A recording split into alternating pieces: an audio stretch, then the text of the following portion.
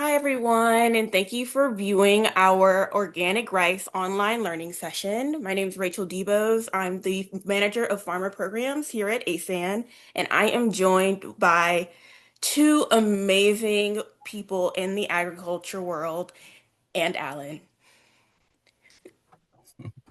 the executive director of this organization, who is also amazing in the agriculture world. So, first of all, our first speaker will be Konda Mason, the co-founder and president of Jubilee Justice, one of the hallmark organizations building an organic rice market in the Southeast, and Collie Graddick, a well-practiced farmer and extension agent in Alabama and Georgia. They have donated their amazing time to talk to us about the work that they do, and I'm so excited for them to share their knowledge with you. So I'm going to go ahead and pass it on to Konda, and she can tell you everything she knows. Oh gosh, not everything I know. Oh, I'm happy to be here. Thanks, Rachel and Alan, for having us. I'm very excited that you're providing this kind of opportunity and information for folks. Yeah, I'm excited to be in relationship with y'all. So I'm calling in from Louisiana. I'm in Alexandria, Louisiana, and that is where the farm is that we are growing our rice. It's in a place called Inglewood Farm. It is an organic farm, so it's already organic when we got here. And we are organic growers of rice and vegetables and a lot of other things, but rice is our specialty. And that's what we're going to talk about here tonight. Jubilee Justice is a nonprofit organization that I co-founded when I was living in California in 2019. I moved to Louisiana in 2020 to start this project primarily to try to grow rice in this particular method that we're going to talk about, the system of rice intensification. I had met some folks from Cornell University, in particular, a woman named Erica Steiger, who was supposed to be here tonight, but things got mixed up. So I'm actually going to be channeling her and giving her presentation tonight. And I'm gonna do the best that I can. But that said, when we met and I heard more about the rice and the system of rice intensification, I wanted to do it. And I was offered land here in Louisiana to bring the project. And so that's why I'm here. And left California 2020 in the middle, the middle of COVID. And we arrived, me and my sister and dogs, we arrived here on the shores of Louisiana ready to do rice. And it's not easy. It's not easy. And we'll explain why it's not easy, but why it's also important. It's really important. So Jubilee Justice is that. And we have since created this cooperative of Black farmers throughout the South. Now we have, thanks to Collie, we have African farmers in Minneapolis who have joined the cooperative. And we are growing grains, not just rice, but we're growing grains, starting with rice is our main crop, but also specialty rice, by the way. Specialty rice, specialty corn, and specialty wheat. And we built a rice and corn and wheat mill that we all cooperatively work and own. And yeah, we're getting out the door with it and creating an opportunity for small grain farmers to actually become viable farmers because there's places where we can actually, produce our rice and process our rice and grains. And so we're excited. And so that's kind of me and Jubilee Justice in a nutshell. And Kali is one of our most divine farmers in our co-op. He came in very early. He's been like a jack of all trades, helping on every level and particularly even around the co-op. He has a lot of experience with co-op. I had zero. And so Kali is like really leading the way with our co-op on many fronts. And so I'm really happy that both of us were able to join. So there's that. That's my intro. You want me to go right on into the presentation now? Yes. Here we go. All that I know, everything. Okay. Let's see here. I'm going to share a screen and I hope this works. Yeah.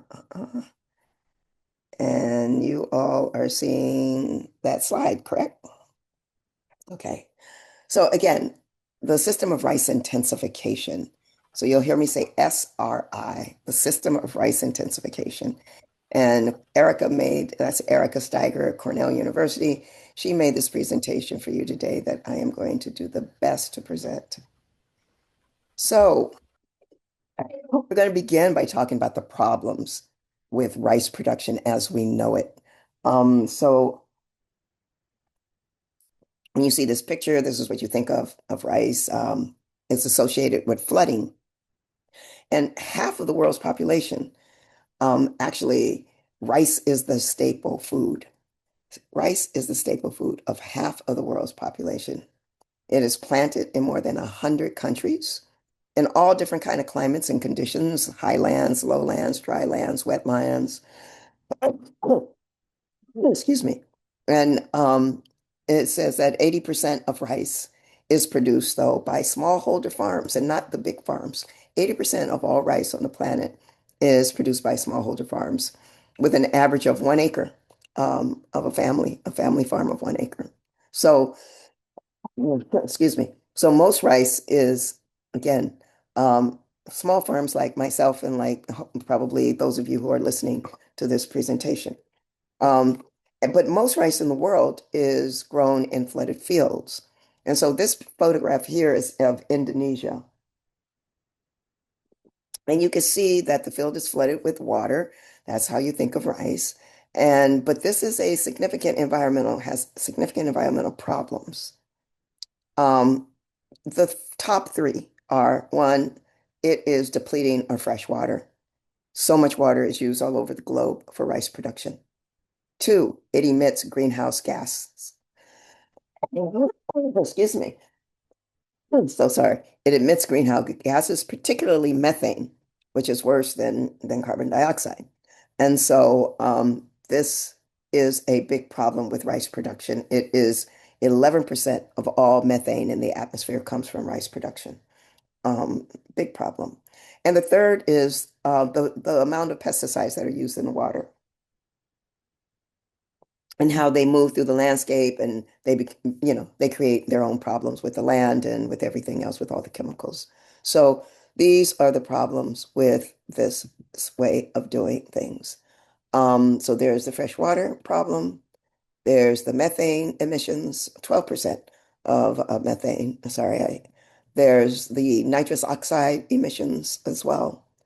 And then there's the pesticide overuse. So these are what typical rice grown around the globe, these are the issues that exist. So I always think of SRI. So SRI is a alternative. It's an alternative. It's an agroecological alternative. And I think about SRI to rice as I do when you think of, for example, solar to fossil fuels. We have to change the way we use fossil fuels in the world. I hope you all agree with that. And I believe we also have to change the way that we grow rice in the world because of the problems that I said earlier. So, it was developed in Madagascar in the 1980s as you see, to increase productivity of rice. And by changing the plant, the soil, the water, and nutrient management. And those are kind of the methodologies that surround it, the big picture. It does not depend on inputs, seeds, and chemical fertilizers or pesticides. And the SRI methodology, it can be used with any variety and is also used with other crops. So there's also wheat, and we call that SWI, System of Wheat Intensification. Pardon me, I do have a cough. But other crops as well. The principles that we're going to learn on this tonight actually apply to other crops. Okay. So we're going to begin by first looking at the rice plant. This is the parts of the plant. Rice, first of all, is a grass, okay? And as with any other grass, it has the potential to develop many shoots, and those shoots we call tillers, Tillers. And the shoots produce the grain heads, that we call panicles. So the tillers and the panicles. With SRI, we try to take advantage of the plant's potential of producing tillers. That is what it does. The plant has a great potential of producing a lot of tillers, but when it is flooded, that potential is stymied. Okay. So the more shoots one plant can develop, the more panicle heads it can produce, and thereby more rice. So this just gives you a little sense of what the rice plant is. So the rice grain surrounded by a husk, they sit on the branches and that little spikelet that you see, one panicle. So one panicle, which you're looking at right now, is a rice panicle. It can have between 200 to 500 rice grains. And this is all made from one rice seed in the ground. Okay. All of this rice comes from that 200 to 500 just on one panicle. So the most common and conventional rice production practices, now they're very similar all the way across the world, is to transplant older seedlings. You see those older seedlings there in the left-hand corner. Those seedlings are about 30 to 45 days old. Multiple seedlings together, they put them together into a clump, and they're narrow and they're narrowly spaced, so they're really tight. The rice fields are kept flooded from the time of planting until 2 weeks before harvest. They're flooded. And as you see, the chemical fertilizer is being used and on the rice field to fertilize it. And weed management with herbicides. Also, the guy is spraying herbicides to manage weeds. So this is the way it is commonly produced. But with SRI, if you see the bottom part, this is now SRI. There are some significant changes to how rice is planted. So first of all, the young seedlings, really an important part. The seedlings are very young, 8 to 12 days old.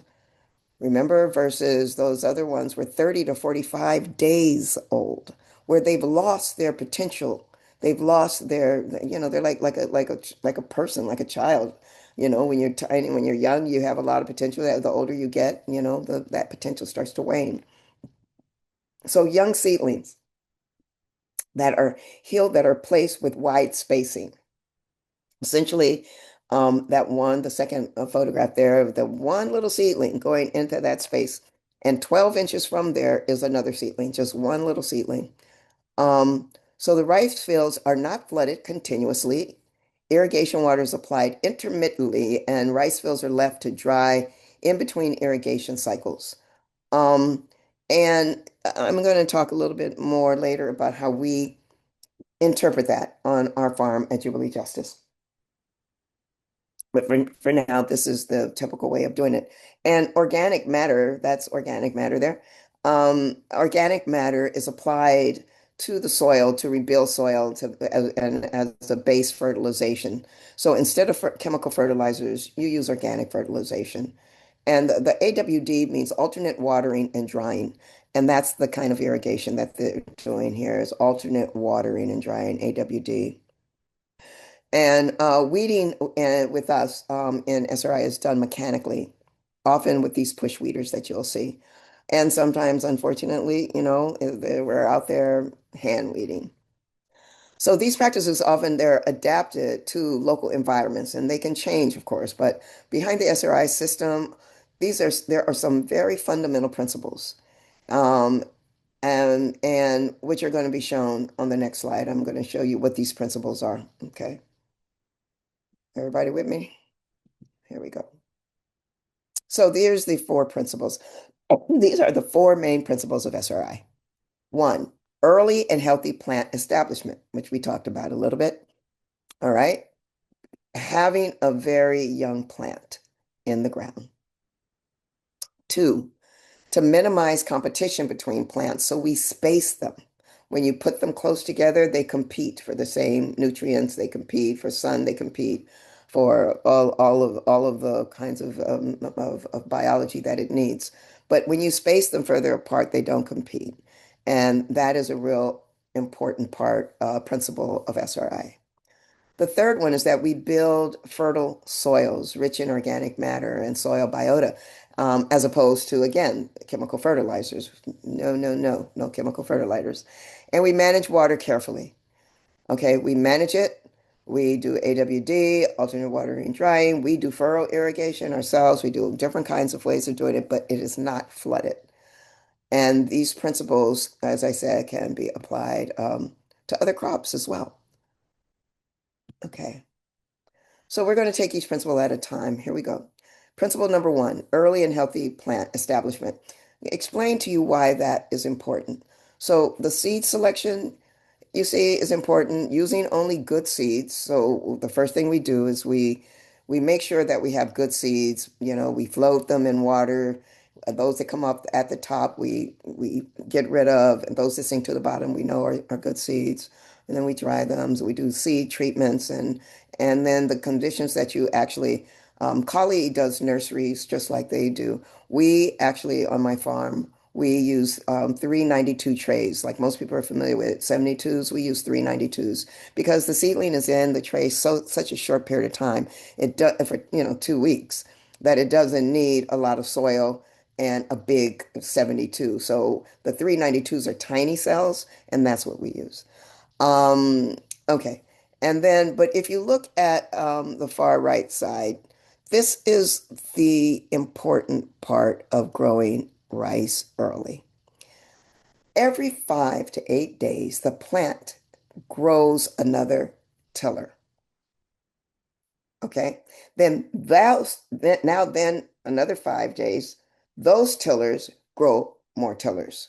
And then all those tillers grow more tillers. And so if you get in the rhythm of the 5 or 8 day growth, then you get the bigger plant. So when those 30-day-old plants were put in the ground, like we showed in the earlier slide, that tillering potential is gone. You got what you got. And so here, though, when you put them in the ground at that point in time, it really starts to expand. And it's really amazing to see the difference. And we'll show you the difference between the plants that are SRI and the plants that are not. This next photograph, this is on my farm here. That's a woman that used to work with us. Her name is Ariel Edwards. Some of you may know her. She is that one seed, that was one seed, went into the hole, and that plant had 163 tillers. Lots of rice on that plant. And typically, when you don't do SRI, the tillers per seed is somewhere in the teens, maybe, 13 to 15, 18 tillers per seed. This has 163. Now that's outrageous. They're not always like that. I would say our average is somewhere around 40 to 50 tillers per plant. And so that is the difference of young seedlings. You can still plant them when they're older because sometimes you have to, but the younger, the better, the bigger, the more robust.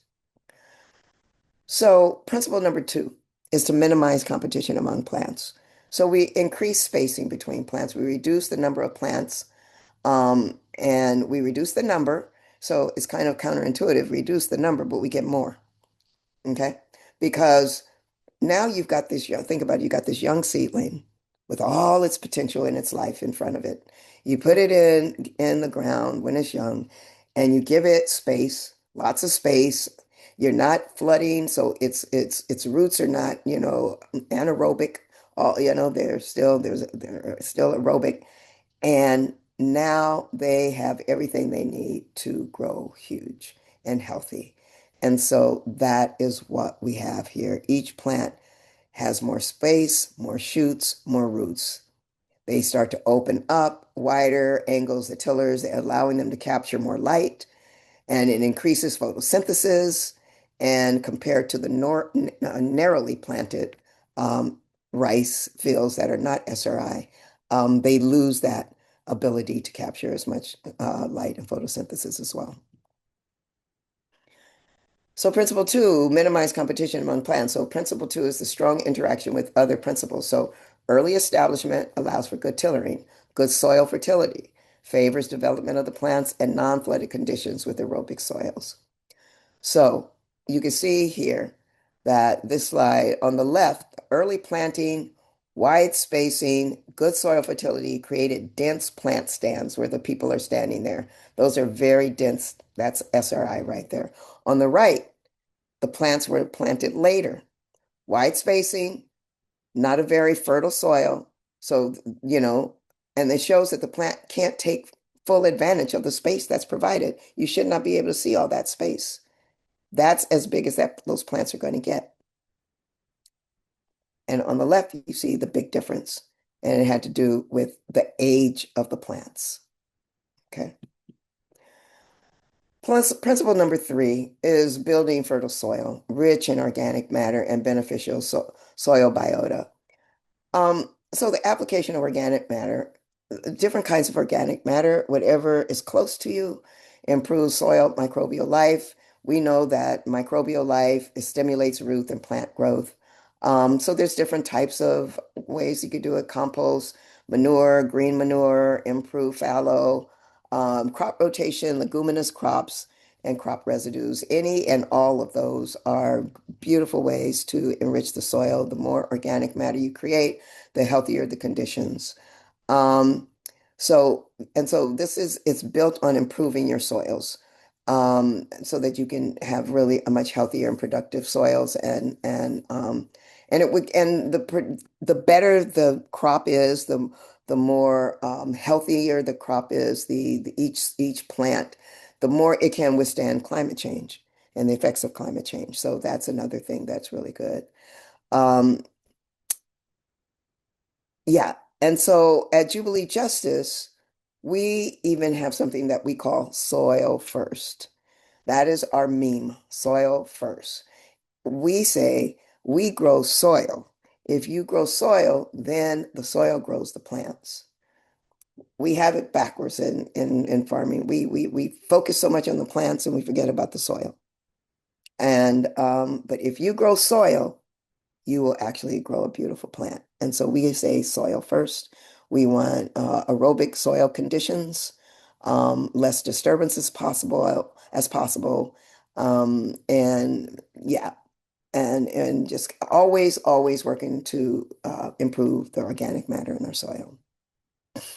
And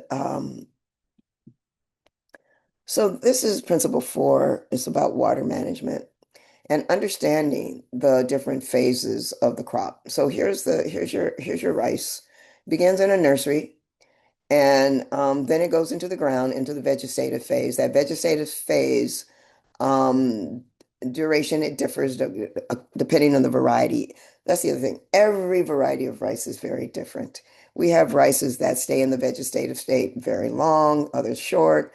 It's really, you learn by doing. And so we have done, oh gosh, 70, 80 varieties of rice over the years, more, 100 varieties of rice.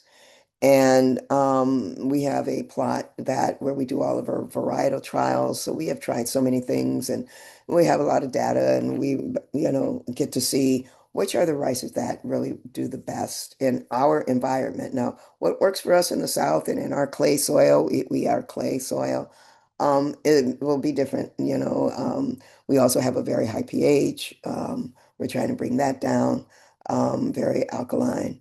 But anyway, so this vegetative phase, this is the first phase.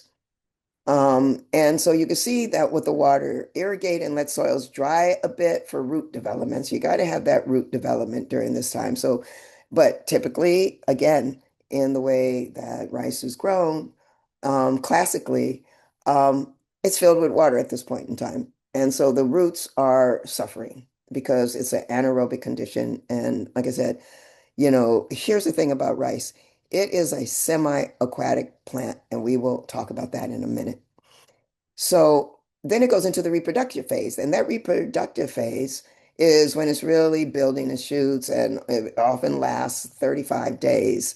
Keeping the soils moist and aerated is what we do at this phase. So how we do it on our farm, we we have them in furrows. We create furrows and beds, and we water the furrows. We don't water the beds. We only put water in the furrows, that's on the sides of the beds. And that way the plant reaches out towards the water, reaches up towards the sun, and out towards the water. And it makes for a robust conditions. And the soil stays moist because it's always seeping into the bed. But so that's how we do it. And then we have the ripening phase, and that is another 30 days. And at that place, at before you harvest, you need to dry it out. And so you stop watering for the last 2 weeks and let it dry out because moisture is a very important part of the harvest and the post-harvest, making sure that your moisture content is very low between 12 and 13% moisture is where you want to be. And so typically coming out of the field, the moisture content is higher than that. And so you have to dry it down. But if you dry it down while it's in the field before you harvest, that's really a good thing to do. I want to ask if there's any questions, but there's nobody there. Um, so yeah, so the general takeaway message is to provide irrigation water when the plants need it for their optimal development stage. Okay. So when you really start to understand the plant and you watch it, you watch these stages, it's just amazing. It's just amazing. Rice is just an incredible crop to every variety is so different. They look different. They're different sizes, shapes, colors. It's just really an incredible plant to grow and to be a part of yeah. And so here's this misconception that we're going to deal with. But rice loves water, right? Everybody thinks but rice, and it is a total misconception. Rice is not an aquatic plant. It is not. Rice does not love water. It tolerates water. Rice actually is the only crop that tolerates flooding. Any other crop dies in anaerobic conditions where the water, the roots are not getting any oxygen. That is the full purpose of why they flood the fields. They flood the fields to kill weeds because weeds can't stand water, but rice can. Okay? So, but what happens is the rice is stunted. It's not happy, but it's still there. And so it is only used for weed control. And the misconception fertilizers accumulate in low areas as does water, plants grow better. And so this is what you need to know about rice that's really, really important. It's often planted in low-lying areas as it is the only crop that tolerates water and is therefore associated with water. In Asia, Africa, Latin America, rice is planted as an upland crop, the same as corn or beans.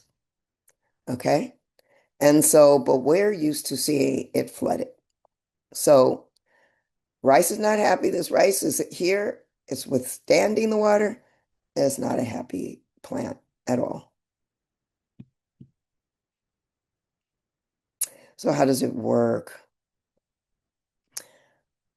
Um, so you have your SRI, you have your early planting, your early seedlings. You maximize space, minimize competition. You build a healthy environment, organic matter, and you manage your water wisely, right? Alternate watering and drying, leveling, bunding, mulching, wide spacing, early weeding, all these kinds of ways. All these practices, we incorporate. And the conditions are that you end up with a plant with many tillers and panicles and a lot of grain, which is what we're all going for, right? What is the yield? It's a better yield with system of rice intensification. The roots are deeper, the plant is happier, and it has its you've created conditions for the full expression of its potential. So if you look at these, this is a test where you can see SRI and conventional right next to each other, planted the same day. These are the same variety planted the same day.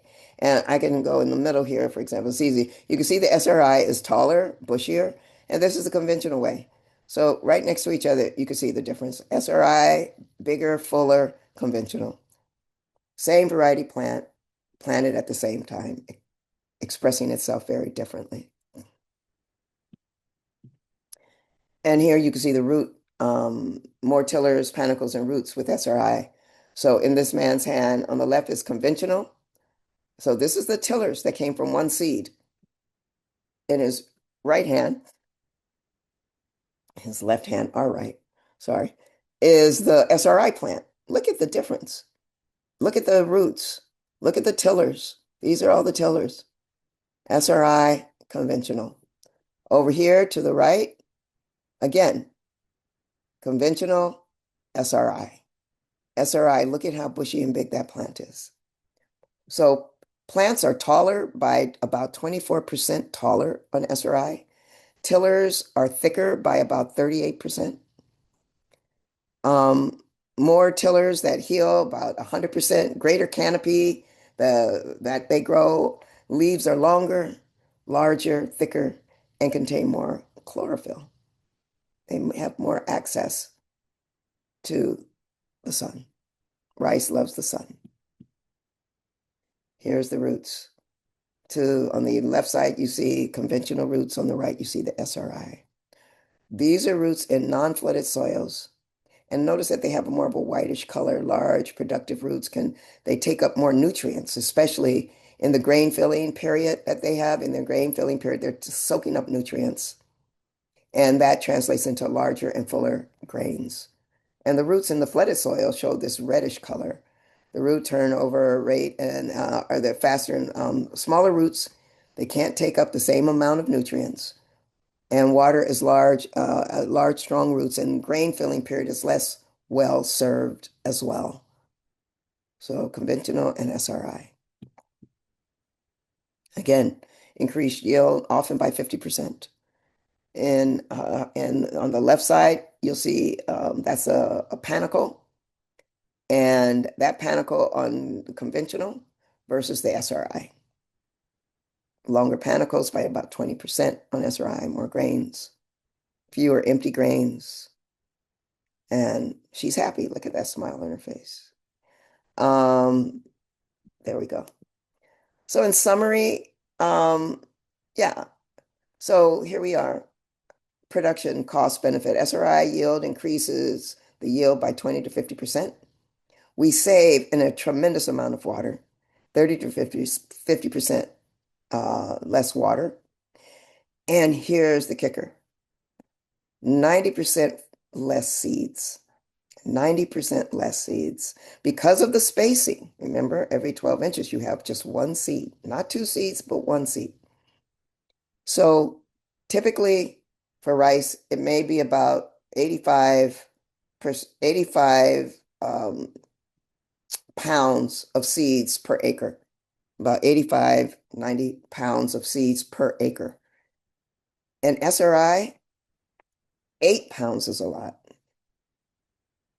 85 pounds to 8 pounds. Imagine the savings on that when that's a huge part of the cost for farmers is seeds. So the seed, and there's a particular variety that we're all working with right now called Shimikita, and it's a very light Japanese rice. It's red. It's really beautiful, and we've done just 5 pounds or less per acre. So we have our agrochemical reduction as well as improved net return overall. So the summary of the benefits too is adaptation, improved resistance to pests and diseases, stronger plants, drought, drought resistant, deeper roots, storm resistant. The plant has silica. The rice plant has silica and it gets to form a lot more under SRI, so it makes it a stronger plant. I could tell you a story. The year that I moved here in 2020 in Louisiana, of course, I'm from California, had never been in anything like this before, had its first big hurricane. And it was ginormous to me. And so, button down the hatch and all that. The next day, we had planted our rice. The next day, we went out to our rice field, and the rice was still there. It was leaning, lodging a little bit, but we still had the rice, and we were able to harvest it. All the other rice farmers in this area lost their entire field because the amount of silica was not the depth of the roots was not there as it was for SRI. My very first month arriving here, I saw the benefit of how a strong rice plant versus one that has been cultivated differently. Methane emissions, nitrous oxide emissions down, global warming potential.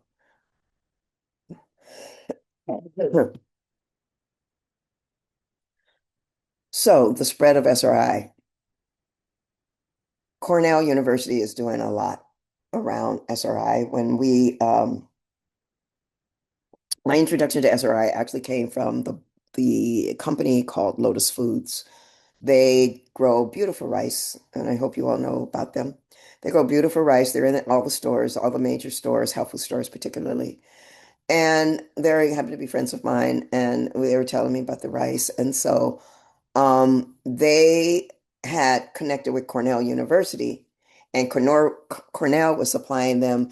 Cornell is doing the TA, the technical assistance, just like this webinar now, only in person. Erica spends most of her life in Africa, and she's just connected to that continent.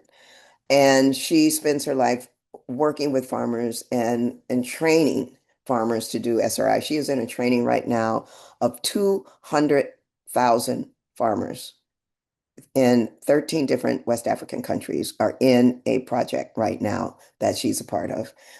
200,000 who are training the trainers. And so Cornell has really helped to spread this. They showed up in Madagascar. Again, it is not their idea. Started in Madagascar. They saw it. They started spreading it and seeing how beautiful it is. So 20 million households benefit from this method right now. 20 million households over 60 countries. It's estimated an area of 6.7 million hectares are in SRI. And look at where they are. And look at us over here. Not. That's because in the US, we are, Jubilee Justice, we are the only project SRI project, meaning multiple farmer project. There are individual farmers doing it, about three or four that we know of, who are implementing SRI. We know each other, a small community, but we are the only one that has multiple farmers and working with Cornell directly. Nobody else is working with Cornell. And so they are putting a lot of time and energy into us and trying to figure out, can we crack this nut in the United States to do SRI. And these are just shots of it in different places: Costa Rica, Afghanistan, Mali, India, Cambodia. And you can see how happy the happy faces of all these farmers. Um, it has changed the lives. It has literally changed the lives of a lot of these farmers because now they are able to grow more, pay less, and they're also in markets. Excuse me. Lotus Foods is a wonderful company that is also looking to. I started this project with them to sell our rice in the United States. They have all of their rice comes from their supply chain of farmers are outside of the U.S. and they're trying to create a supply chain of farmers with us. And so that's what we are trying to do. And this is what it looks like. Oh, I'm sorry. This is some beautiful rice. This is on our farm, and different varieties you see. In this right-hand side one, you see the little white that's it's starting to flower right there. It's self-pollinating, by the way. So you can put rice next to each other, different varieties, they're self-pollinating. And that's what we have here, the beautiful, beautiful stand of rice in its glory. And this is Erica's Creative Commons licensing, and we have another, just two slides showing Jubilee Justice. This is how we do what we do. So again, going with the red, soil first is our motto. We start with the soil. We do cover crops, cover crops, cover crops. We do a really good stand of cover crops in the summer, and we take fields out of rotation to do cover crops, and then we put them back in rotation for growing. We are all organic. We are certified USDA certified organic. There's not a chemical anywhere on the land, and that is, hard, but it's the only way, really you got to do it. Then we incorporate the SRI principles. We maximize biodiversity. We have a lot of beautiful biodiversity on the farm as well, and even in our furrows, we don't flood. But during the time that we have water in our furrows, every day we cut on the water for an hour.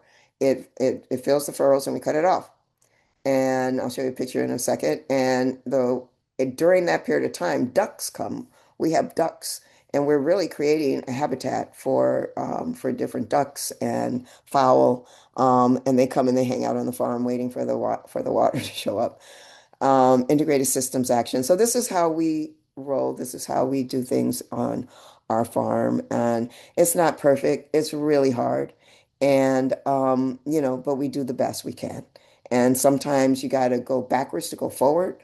The idea of trying to be 100% organic, SRI, regenerative, um, you know, give yourself a break. You may have to do some things that are not so regenerative for a while before you can move forward. And these are some of the things that I'm going to show you.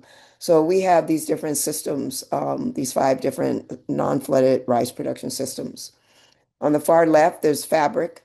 We use a fabric. Is that regenerative? Because we also, claim and want to be as regenerative as possible.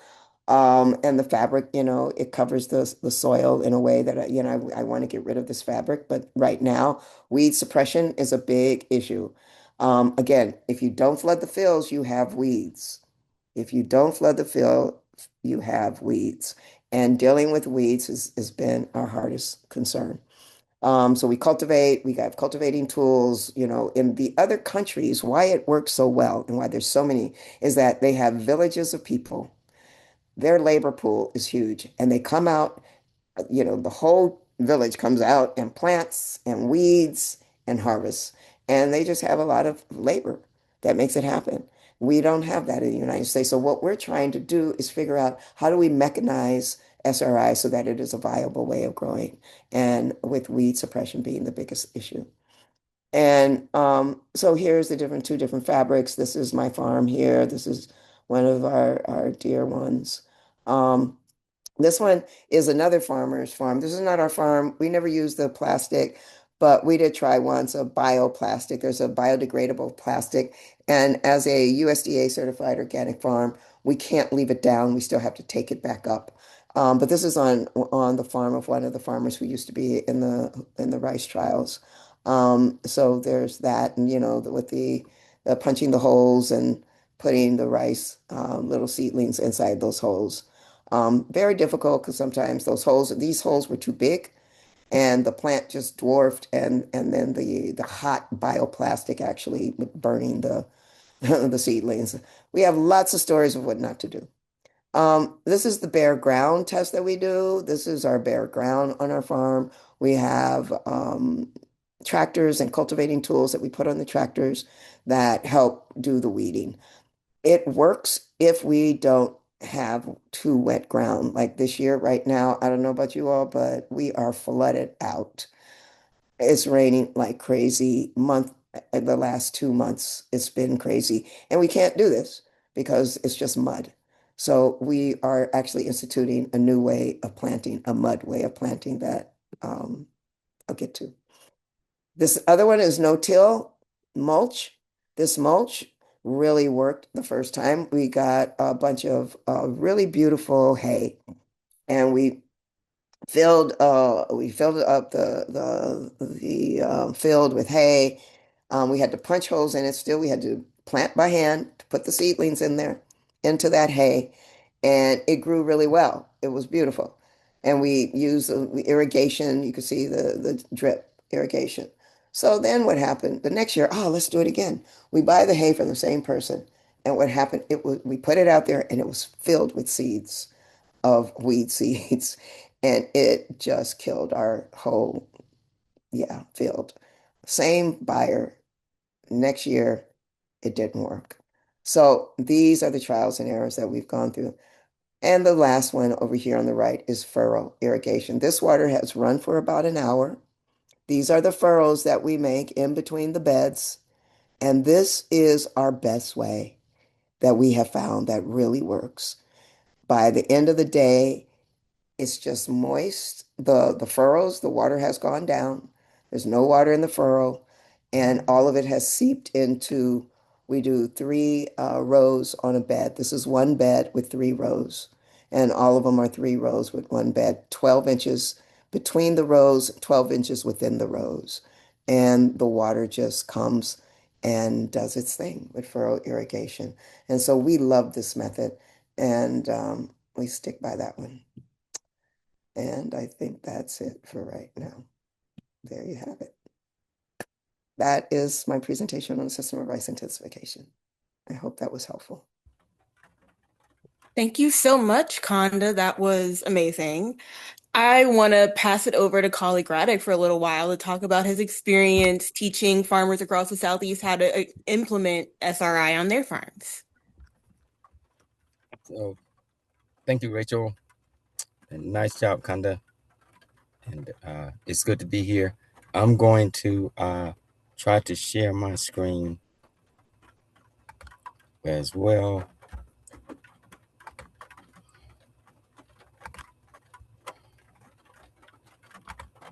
And so can you see that? Can you see anything? It didn't. Yeah, we see it. Okay. Okay. So this is basically a report from 2025. As Konda mentioned, I work with farmers in Minnesota, several farmers here in Georgia and Alabama. And so this is basically what it is, just a quick uh, PDF of some photos. And so there's lots of photos here. I'm just going to go through them fairly quickly just to show about some of the different farmers we work with and some of the different techniques and things that we use. And so as kind of mentioned, we work with a bunch of farmers in Minnesota. These are the different co-ops. We have about 12 different co-ops in Minnesota with about 5 different farms in each co-op. So last year, they actually grew about 8 different plots of rice. And so this is our kind of kickoff meeting. We sent seeds to one of our farmers, Moses, who grew the seedlings in his greenhouse. So he grew the seedlings early. It's kind of a picture of the greenhouse where he's growing the seedlings. Each farmer actually received, what was it, 20 trays, 2,200 count trays. So each farmer received 4,000 seedlings. So we put them in the back of his trailer, went from farm to farm. And so the majority of the farmers in Minnesota, they use the black fabric, as Konda had just mentioned, the way we're using it. We also use the black fabric in Albany, but this is one of the first stops we made, just some of the equipment and things that they use on the farm. This particular farm here, they actually did bare ground. So we're dropping the seedlings off for them to do their bare ground. And we can show you some of the results where they didn't do, where the weeds, as Konda mentioned, weeding was a problem. So again, just delivering some of the seedlings to the different farmers. And they were located, really all across Minnesota, Rochester, Cambridge, but they probably about 200 miles apart. Some of them from one farm, probably the farthest. Again, later in the summer, this is after probably 2 months of seedling growth. So we went back to visit the farmers to see what the rice looked like, because I wasn't sure that rice would grow, and so I sent seeds there, and this is what we found when we went back to Minnesota. Not sure why my oh some of the other farmers. I don't know why my screen is not working properly.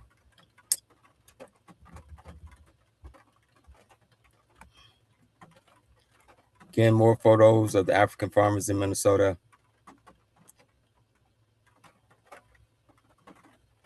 Then later in the summer, Ms. Konda, Ms. Erica, they visited the farmers. I sent the photos of what the farmers are doing. So the lady in the middle is Erica Steiger, and you can see Konda there with Moses is the gentleman with the cap on, who's kind of leading the African Farmers Co-op that we're putting together. So this was kind of the wrap-up meeting that we did, visiting different farms in Minnesota. The majority of those farmers use the fabric, the landscape fabric. There was a couple that did hand weeding, but that was a lot of work. The next stop was New Communities, where I'm at today, Albany, Georgia. We use the water wheel transplanter and black plastic in Albany. And so the water wheel transplanter, we have it here in Georgia. We actually went to several different farmers. We share our equipment from with the different farmers. So as you can see, we use the drip irrigation. Last year we put the drip irrigation on top of the plastic. As you can see, this year we actually put it underneath. The challenge is the less expensive drip tape usually has holes in it, and it's hard to find those holes when they're underneath the plastic, and so that's why we're putting it on top. But when it's on top, you don't get the quite the water. The water doesn't disperse, spread out as well on top of the plastic, because it has to have a hole. You have to put a hole, make sure that it's right with where the seedlings are. So we put it underneath the plastic this year. Just more photos of where we did tilling of the field. Because we were a couple of weeks late, we did our seedlings in trays. We had collected them and brought them there. And as you can see, our seedlings were about 2 weeks older than they really needed to be, because our field wasn't quite ready. So we did some experiments with some older seedlings that we had actually put in. And so this is kind of our field. Some of the older seedlings, as Connie had mentioned, sometimes the holes are so big where the plants kind of fall over and that black plastic burns them. But the ones that stood up, they survived. These are some of the seedlings we put in, and you'll see the field a little bit later. You can see we have a coffee weed problem between the beds, but in the bed, not as bad of a problem. You can see there are a couple of weeds that come in, so you do have to go through your field and do some weeding. You'll see a coffee weed there. They'll poke the hole. They'll come through the holes, especially if there's a smaller seedlings. We realize the bigger seedlings, they work a little bit better. But this year, we actually bought some smaller spikes that go in our water wheel transplanter. But this is later on. We went through, weed eated. Actually, we used the rows were wide enough between the rows to go through it with the zero turn lawnmower. So we went through with the lawnmower, and then later on we came back with we used vinegar. As you can see, weeds are in the holes, but the plants, the rice plants, look good. This is just an earlier picture of us going in doing some transplanting. So this is what it looks like after the plants get established, and we got the weeds under control.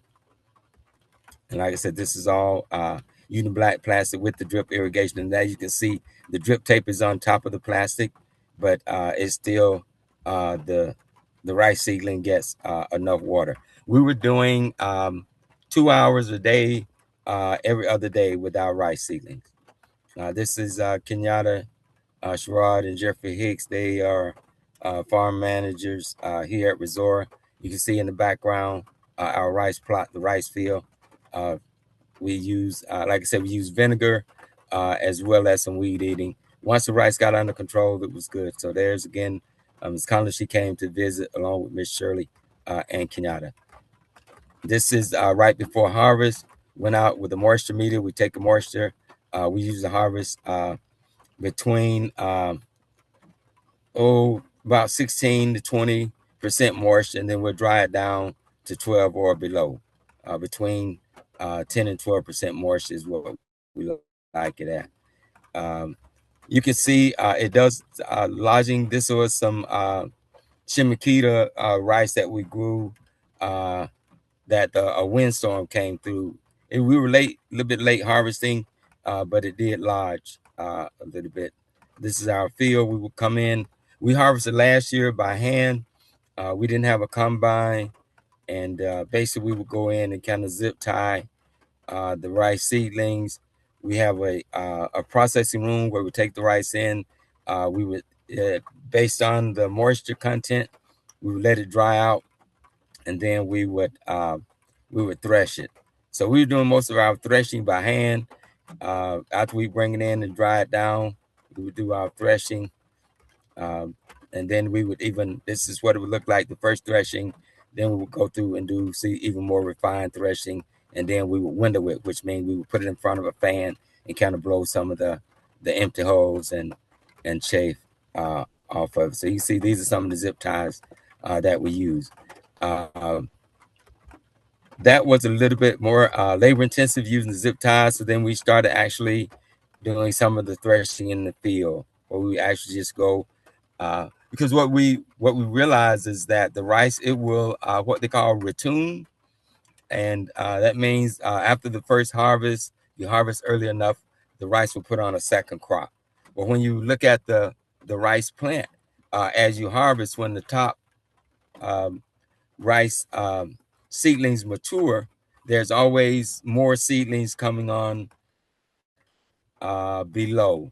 And so we thought that we would try a different approach rather than cutting the plant, because we would lose some of the immature rice because we would cut it with the zip ties. And so we started kind of threshing in the field to see if we would get a better yield, and we actually did, because we left more of the seed. So once we get it in, we would still do a moisture test. We would, if it was moisture was still high, we would dry it out. As you can see here, this was a 14% moisture. This is our moisture meter, where we're testing the moisture of the rice. And like I said, we get it between 10 and 12% moisture. This is kind of our processing room again. These are our humidically sealed bags. Once the rice is down to the moisture level we want, then we put it in these humidically sealed bags. This year, we also have some treatments bags that we can use to treat our stored rice. Sometimes there's air moisture in there. There's some insects that may be able to get into it. Here in Albany, we did share the rice with one of our other local farmers, Mr. Tim Robinson. He grew it inside of a hoop house, and he did a bare ground in his hoop house, and he also did some hibiscus. We're rotating here in Albany this year. We're rotating hibiscus with our rice. So we had rice last year. We're doing hibiscus this year. This is another small demonstration plot. We did rice several different ways. We used the 200 count trays, 72 count trays, different seedling trays, but we also tried it in these little kiddie swimming pools, where we would actually grow the rice seedlings in the kiddie swimming pool, put about 1 inch of our growing mix in there, and then we would basically take it and transplant. And so that really was a lot time saved a lot of time, instead of putting individual seedlings in those cells in those trays. That saves us some time in growing in those foods. So this is our demonstration plot that we started in Hamilton. We're putting in a drip irrigation on the black fabric. This is later in the season. We had 4 different varieties of rice on this particular plot. This right here was HB1, which is a black sticky rice, and then next to it was now this is scarlet, and then next to it is HB1. Scarlet is red rice. We also had some Shimikita there. Here is the Shimikita. So here's 3 different varieties of rice. This rice here was a longer growing season rice. So it didn't mature until later than some of the other 2 rice. This was probably the first mature. This was the second mature, and then this was the third mature. So different maturity dates for different varieties of the rice that we had in our demonstration plot. These are some of the people in our local co-op that was helping us with our rice project. They still help us this year. So again, we did the zip ties. We threshed our rice, dried it out, threshed it. And then one of our other farmers that's in our rice cooperative, Mr. Coleman, Ms. Conant mentioned him. We went down, like I said, we share our equipment.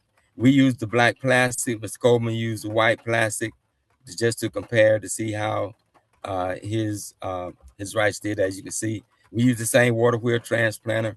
We took our transplanter down to work with Mr. Coleman on transplanting his rice. And so his rice seasons were a little bit older that year, last year as well. But he had, I think he had a good success. So that's kind of what we're doing. We talked a little bit about what we mentioned, what we were doing in Tuskegee. We have a small demonstration plot in Tuskegee. There we had some irrigation issues with that plot, and so we're reestablishing that plot. So we'll have to move our harvest date back a little bit, and I'll follow up with us on the harvest date. Right now, we have a demonstration plot, and we'll be there again next week, looking at doing close to probably a half an acre at Tuskegee. With that, I'll stop and thank you.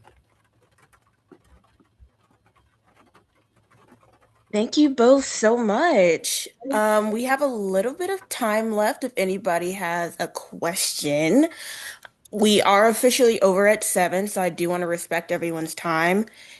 And if we don't have any questions, I don't want to hold anybody up.